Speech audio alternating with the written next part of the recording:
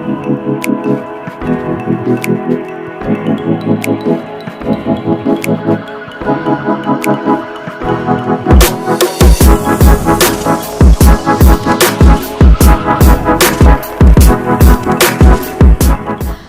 good people, selamat datang di Simple Family Channel. Bertemu kembali dengan saya Intan Mustika yang akan berbicara dan mengulas tentang buku-buku yang saya baca. Bagi kalian yang baru pertama kali mampir ke channel ini, silahkan pencet tombol subscribe dan juga like, dan yang paling penting juga nyalakan loncengnya agar kalian tidak ketinggalan dengan video-video selanjutnya. Pada kesempatan kali ini saya ingin kembali mengulas tentang buku yang saya baca kemarin. Lanjutannya yakni dari buku ini, Cara Terbaik Mendidik Anak Sendiri adalah dengan mendidik anak orang lain. Saya nggak tahu kenapa buku ini membuat saya kecanduan untuk mengulas ya, karena ini memang berbeda dan saya baru menemukannya di buku ini. Pada kesempatan kali ini saya ingin berbicara tentang bagaimana cara memasuki kehidupan atau dunia anak agar kita bisa diterima. Sebagai orang dewasa, kita tidak menyadari bahwa kita tuh sebenarnya diterima nggak di dunia anak-anak. Kita ini sebenarnya deket nggak dengan anak? Atau sebenarnya kita itu ternyata jauh dari mereka. Buku ini memang pembahasannya itu dibuat per judul, per subbab, dan kita bisa membacanya itu secara acak. Bisa ambil judul ini, judul itu, dan di setiap judulnya memberikan kesan yang mendalam bagi saya. Salah satunya adalah bagian atau judul yang di situ menuliskan memberikan rasa aman. Nah, ini memang benar-benar relate dengan kehidupan ketika di sini beliau menuliskan pada saat itu anak-anak datang kepada beliau curhat dan lain sebagainya. Dan di situ merasakan adanya ketidaktenangan, kegelisahan anak-anak, dan ini tipsnya.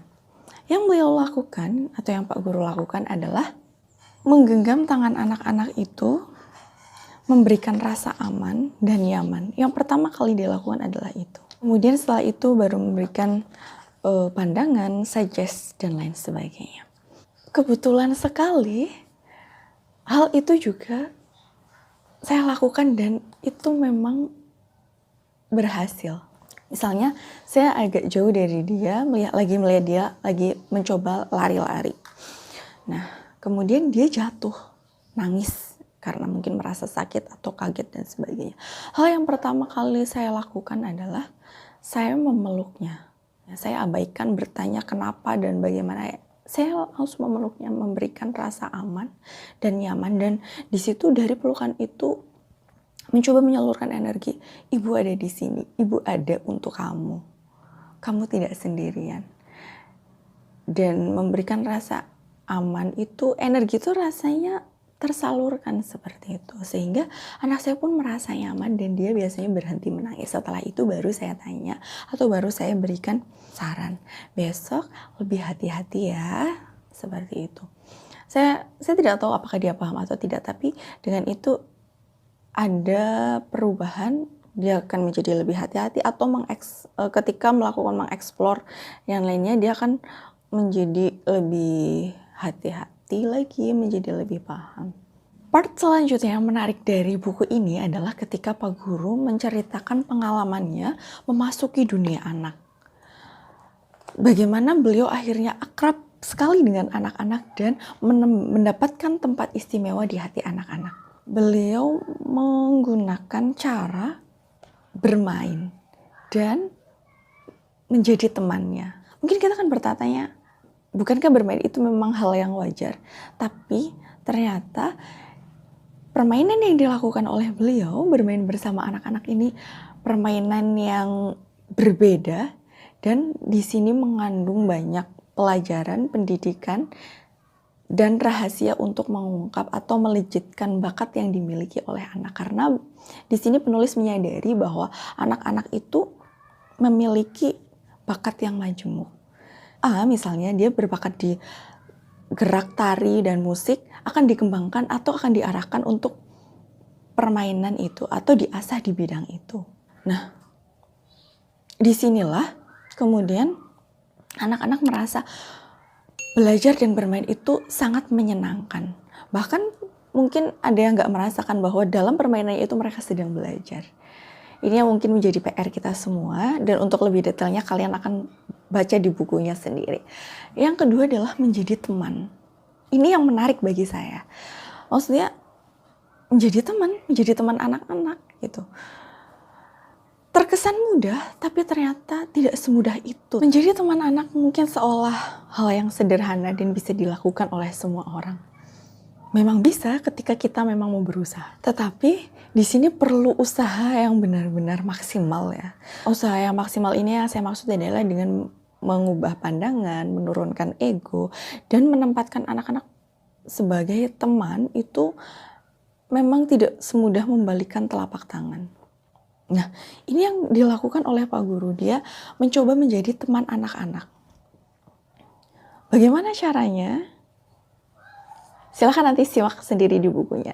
Yang salah satu yang saya sebutkan di sini adalah beliau mempersilahkan anak-anak untuk bermain di rumahnya dan makan bersama. Apa yang beliau makan dimakan juga oleh anak-anak. Apa yang beliau rasakan dirasakan juga kurang lebihnya oleh anak-anak. Pada bagian tertentu beliau menceritakan bagaimana caranya untuk menjadi teman anak. Nah, ini adalah part yang menarik yang akan saya bacakan. Pada saat itu diceritakan dalam buku ini, beliau sedang sangat lelah dan akhirnya tertidur di ruang kerja. Ketika bangun, beliau sudah dikelilingi oleh anak-anak dan ada anak yang paling lucu yang kemudian menertawai beliau. Pak Guru sangat lucu, mungkin seperti itu kurang lebihnya. Lah, ketika itu bagaimana sih posisi orang yang bangun tidur, ada rasa kesel, jengkel, kemudian kok baru bangun udah banyak anak-anak gitu ya. Tapi yang mengesankan adalah ketika beliau mencoba menahan itu semua, ada rasa kesal dan kemudian ada kesadaran yang kesadaran yang berbisik. Mereka adalah anak-anak yang dunianya penuh tawa, tidak berhak saya memarahinya. Kemudian beliau pun bangun dengan baik-baik, mengajak ngobrol, dan akhirnya beliau tahu anak-anak memiliki tugas sekolah, ingin dibantu mengerjakan, akhirnya beliau mengerjakan bersama dengan semangat. Nah, pernah juga ketika beliau diminta untuk melucu atau melakukan suatu kekonyolan, misalnya dengan memakai pakaian yang, atau di sini waktu itu beliau ceritakan sih memakai kacamata dan peci yang wagu gitu ya. Ketika dipraktekkan, anak-anak kontan semua, mereka tertawa. Nah, ajaibnya setelah Pak Guru, di sini saya akan bacakan kisahnya. Saya menuruti keinginan anak, kontan saja membuat anak-anak tertawa, menertawai diri saya, dan kami semua senang. Ajaibnya, setelah saya melakukan hal-hal yang keluar dari kedewasaan saya, yang menjadi anak-anak yang bisa jadi orang dewasa menyebut anak-anak itu keterlaluan, saya mendapatkan hal-hal yang ajaib. Saya dianggap teman paling asik, anak-anak terbuka dan senang bermain dengan saya. Dan bagi saya, inilah yang sebenarnya tugas saya sebagai guru dan orang tua. Bisa menjadi teman yang baik. Teman bukan saja dalam hal-hal baik, tapi seringkali juga bisa menjadi teman dalam kekonyolan bersama. Karena jika sudah demikian, saya melihat sebuah pintu kepribadian anak-anak terbuka lebar di depan saya. Pintu yang mempersilahkan saya masuk ke dunia anak-anak dan memperbolehkan saya untuk melakukan penanaman akhlak, pengetahuan, dan keterampilan. Inilah rahasia kami.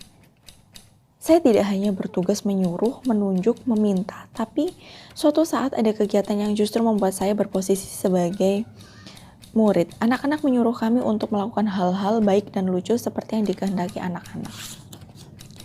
Dalam kegiatan keseharian seperti ini, memang akan terasa anak-anak tampak melunjak. Namun, itu hanya pandangan orang tua saja.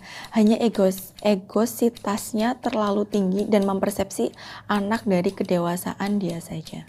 Maka, konsep melunjak itu hanyalah istilah yang dibangun orang dewasa agar selalu dihormati anak. Konsep penghormatan orang dewasa terhadap anak selalu saja kepatuhan mutlak. Padahal, anak tidak mengenal hal demikian. Kepatuhan bagi anak adalah penghormatan sikap orang dewasa yang mau menjadi teman sejati anak. Tidak heran, saya pernah bertanya pada anak-anak, kenapa kalian menyukai saya? Anak-anak menjawab, Pak Guru baik dan asik, bisa jadi teman.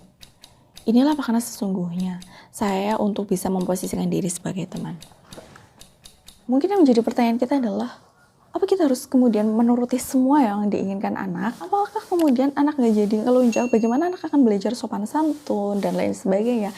Itu tentu membutuhkan cara tersendiri. Bagaimana ada cara dan trik-trik tertentu yang dijelaskan dalam buku ini, bagaimana kita menanamkan nilai-nilai kebaikan, karakter baik dalam diri anak dengan cara yang sangat halus dan kemudian diterima dengan senang hati dan diterima dengan pintu yang terbuka lebar di diri anak tanpa paksaan, tapi anak kemudian paham. Saya sarankan mending baca langsung bukunya, bagaimana mengesankannya buku itu. Sampai jumpa di video selanjutnya. Ya, terima kasih.